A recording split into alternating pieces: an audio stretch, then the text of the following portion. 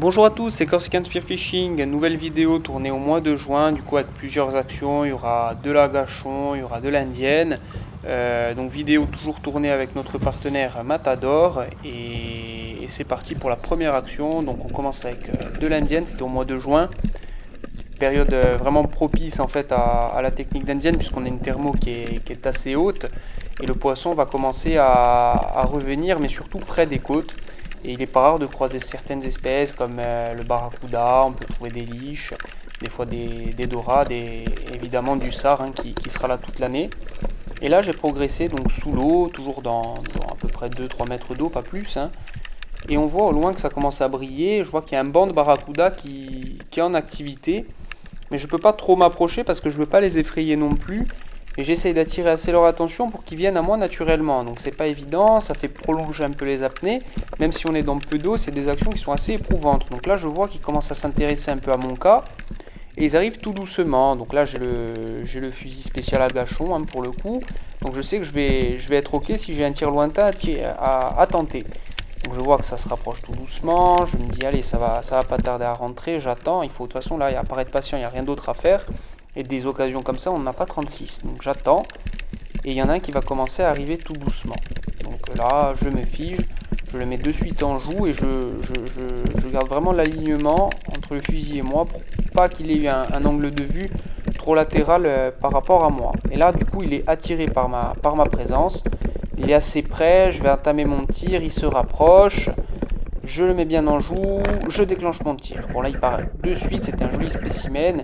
Il m'a mis un beau combat, on voit au loin qu'il se débat beaucoup. Le moulinet était assez serré, ce qui fait qu'il n'a pas pris trop de fil. Et à l'arrivée, vous allez voir, on a un joli spécimen, pris dans peu d'eau toujours. C'est des poissons qu'on fait pas trop souvent profond, du moins pour mon cas.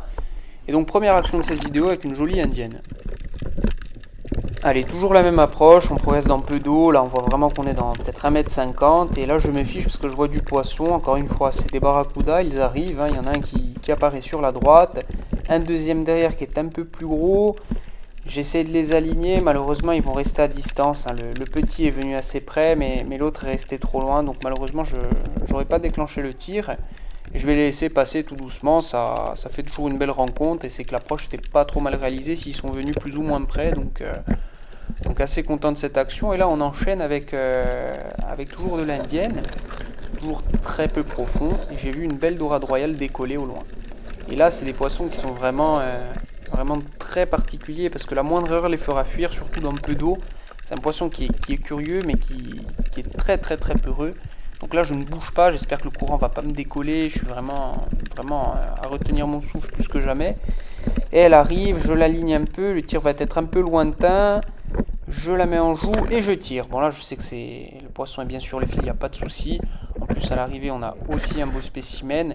Et c'est l'avantage de ces fusils. Là c'est un espèce de roller cumulé à un fusil classique. Donc on a à la fois la patate du fusil classique et l'accompagnement du tir du roller. Donc ça fait un bon mélange avec des tirs qui peuvent être assez lointains et on garde une très bonne précision.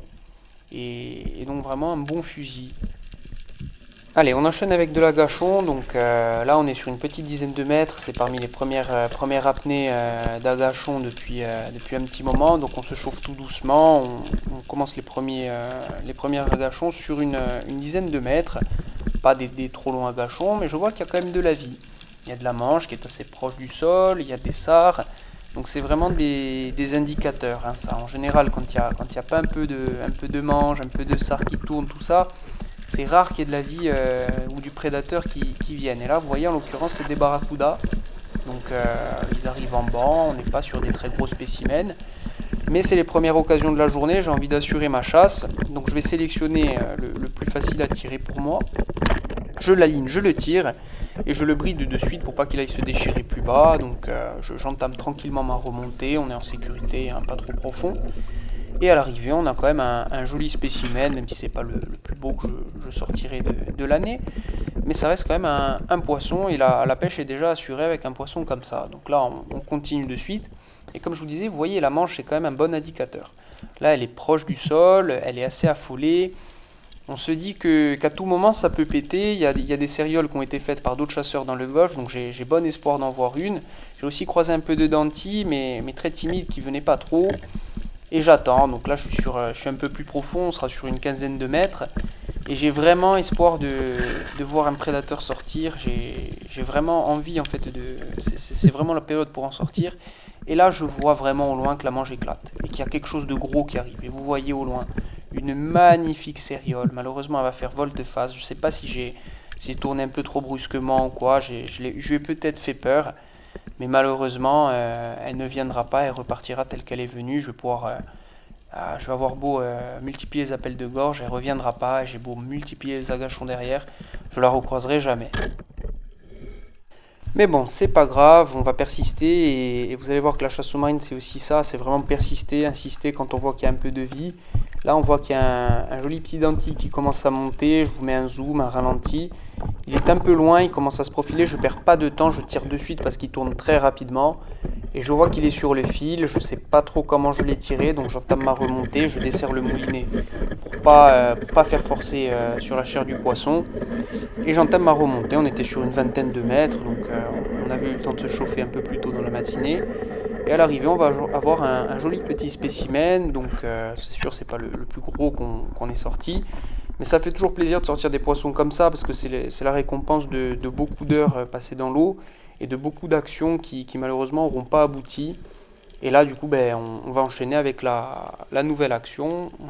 On a déjà une pêche qui est plus qu'assurée. On a un barracuda, un denti. Donc je me dis que je vais quand même continuer à gâchonner au cas où, hein, mais sans grand espoir. Et malheureusement, heureusement, je vois au loin une dorade qui commence à se relever. On est un peu moins profond et je vois qu'elle arrive tout doucement. Je sais que je suis très bien camouflé.